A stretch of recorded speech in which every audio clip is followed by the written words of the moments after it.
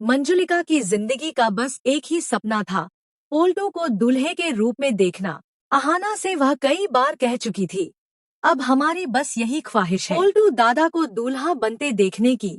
लेकिन किस्मत ने ऐसा तमाशा रच दिया जिसकी किसी ने कल्पना भी नहीं की थी। पोल्टू तलाक की प्रक्रिया पूरी होने से पहले ही दूसरी शादी करके मंजुली और अहाना के सामने आ खड़ा हुआ। यह दृश्य देखते ही मंजुली खुद पर काबू नहीं रख पाई। उसके हाथ कांपने लगे, आंखों के सामने अंधेरा छा गया और वह बेहोश होकर जमीन पर गिर पड़ी। अहाना तुरंत आगे बढ़ी, उसका हाथ थामा और उसे संभालते हुए कहा, अब और नहीं दीदी, अब चुप रहने का वक्त खत्म हो चुका है। कोर्टरूम का फैसला जहां खामोशी टूटी, अदालत का माहौल बोझिल था। दीवार पर टंगी घड़ी की टिक टिक हर दिल पर चोट कर रही थी। पोल्टू कुर्सी पर ऐसे बैठा था जैसे सब कुछ पहले से तय हो। उसे यकीन था कि मंजुली फिर रोएगी, गिड़गिड़ाएगी और समझौता कर लेगी। लेकिन आज मंजुली बदली हुई थी, ना डर ना मजबूरी। उसकी आंखों में सालों का दर्द था और चेहरे पर आत्मसम्मान। जब जज ने सवाल किया तो उसकी आवाज पूरे कोर्ट में गूंज उठी, जिस आदमी ने मुझे रोज तोड़ा, जिसने मेरी चुप्पी को मेरी कमजोरी समझा, वो पति कहलाने के लायक नहीं है। उसने पोल्टू का असली चेहरा सबके सामने रख दिया। मानसिक प्रताड़ना, अपमान और तलाक से पहले दूसरी औरत को घर में बसाना। पोल्टू पहली बार घबराया, लेकिन फिर भी उसे अपने पैसों पर भरोसा था। जब गुजारा भत्ते की बात आई तो मंजुली खड़ी हुई और बोली, मुझे उसके 1 रुपए की भी जरूरत नहीं। उस पैसे में मेरे आंसुओं और बेइज्जती की बदबू है। पूरा कोर्ट सन्न रह गया। जज ने बिना देर किए मंजुली को उस रिश्ते से आजाद कर दिया। वह बिना पीछे देखे सिर ऊंचा करके बाहर निकल गई, जैसे जिंदगी का सबसे बड़ा बोझ उतर गया हो। नई शादी और पहली ही रात अपमान। कोर्ट के बाहर पीसी मोनी ने पोल्टू से कहा, अब सब खत्म, नई शुरुआत करते हैं। दोनों ने तय किया कि मंजुली की याद मिटाने का सबसे आसान तरीका नई शादी है। पोल्टू पहुंचा पुजारिन के पास, जो बाहर से भोली और अंदर से बेहद लालची थी। अमीरी, हवेली, नौकर चाकर, सपनों का जाल बिछा दिया गया। शादी मंदिर में हुई, लेकिन वरमाला टूट गई।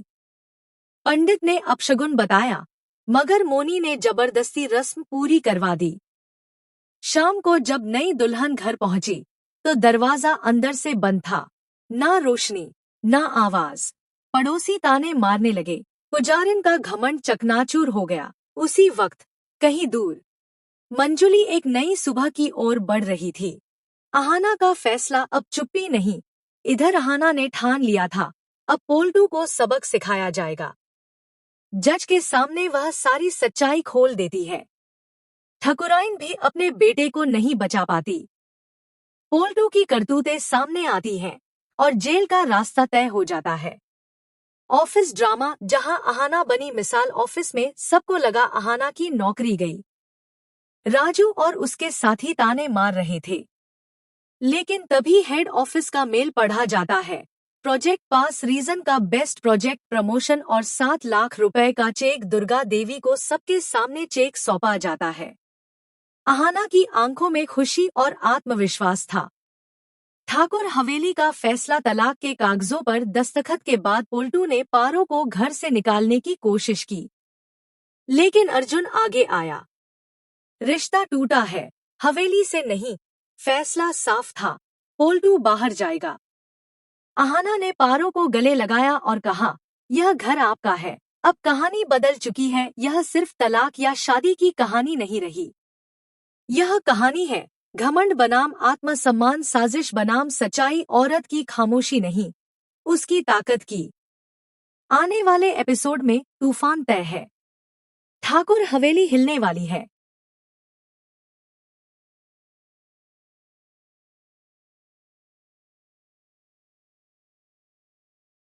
बड़े घर, नौकर चाकर और रानी जैसी जिंदगी की बातें की।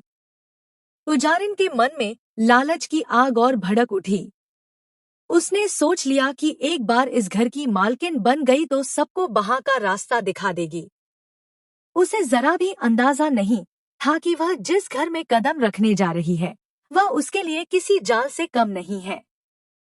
2 दिन बाद मंदिर में शादी रखी गई। चारों तरफ सजावट थी, फूल थे, मंत्रोच्चार था, लेकिन माहौल में एक अजीब सी घुटन थी। जैसे कुदरत खुद इस रिश्ते के खिलाफ हो। जैसे ही वरमाला का समय आया, माला टूटकर जमीन पर बिखर गई।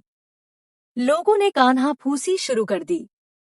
पंडित जी घबरा गए और इसे बड़ा अपशगुन बताया। मगर पीसी मोनी ने चालाकी से बात संभाल ली और शादी किसी तरह पूरी करा दी। शाम ढलते ही पोल्टू, पीसी मोनी और नई दुल्हन पुजारिन पूरे तामझाम के साथ घर पहुंचे। पुजारिन के नखरे आसमान झूम रहे थे। उसने दहलीज पर कदम रखने से पहले ही शर्त रख दी कि उसका स्वागत किसी महारानी की तरह होना चाहिए। आरती की थाली सोने की होनी चाहिए। पोल्टू ने जोश में हामी भर दी, लेकिन जैसे ही वे मुख्य दरवाजे तक पहुंचे उनके कदम ठिठक गए। घर का दरवाजा अंदर से बंद था। ना रोशनी थी ना आवाज। पीसी मोनी ने दरवाजा पीटा, चिल्लाई, मगर जवाब में सिर्फ सन्नाटा मिला। धीरे धीरे पड़ोसी इकट्ठा होने लगे, ताने कसने लगे। किसी ने हंसते हुए कहा कि इतनी बड़ी रानी का स्वागत सड़क पर हो रहा है। पुजारिन का चेहरा शर्म और गुस्से से लाल हो गया। उसने पोल्टू को ऐसी नजर से देखा जिसमें अब भरोसा नहीं, सिर्फ सवाल और गुस्सा था। उसे समझ आने लगा कि जिस जिंदगी का सपना उसने देखा था वह उतनी आसान नहीं होने वाली और कहीं दूर मंजुली एक नई सुबह की तरफ बढ़ रही थी।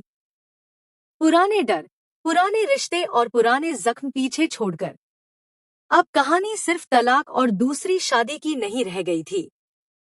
अब यह कहानी थी घमंड और आत्मसम्मान की, जहां जीत उसी की होनी थी जो टूट कर भी खड़ा रहना जानता हो।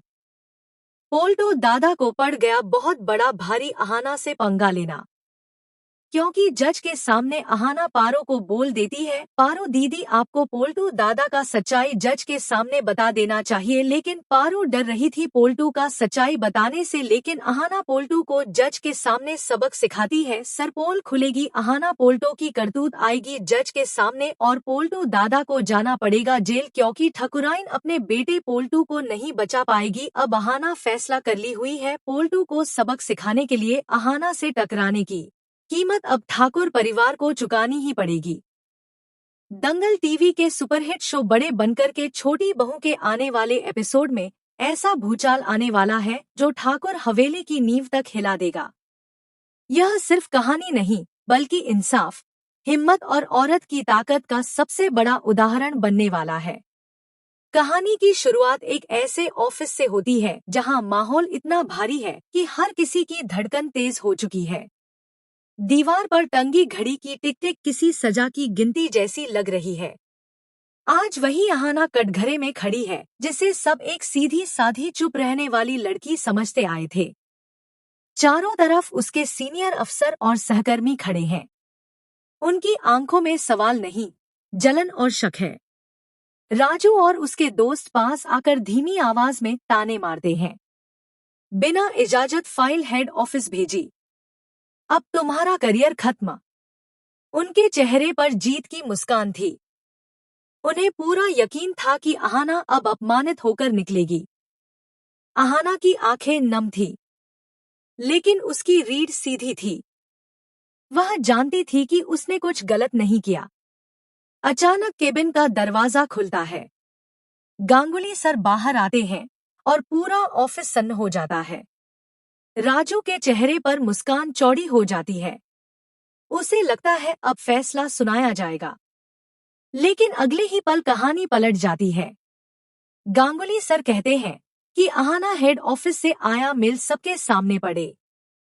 कांपते हाथों से अहाना मोबाइल खोलती है। जैसे जैसे वह मेल पढ़ती है, ऑफिस में मौजूद हर इंसान के चेहरे का रंग उड़ने लगता है। हेड ऑफिस ने न सिर्फ अहाना के प्रोजेक्ट को मंजूरी दी थी, बल्कि उसे पूरे रीजन का best project of the year घोषित किया गया था। उसके लिए प्रमोशन और भारी इनाम का ऐलान भी हो चुका था। जो लोग अभी तक उसे नीचा दिखा रहे थे, वही लोग अब नजरें चुराने लगे। राजू की जुबान जैसे तालू से चिपक गई। अहाना की यह जीत सिर्फ प्रोफेशनल नहीं थी, यह उसकी पहचान की जीत थी। लेकिन असली तूफान अभी बाकी था। ठाकुर हवेली में माहौल और भी ज्यादा जहरीला था। आंगन गवाह बनने वाला था एक और औरत के टूटने का।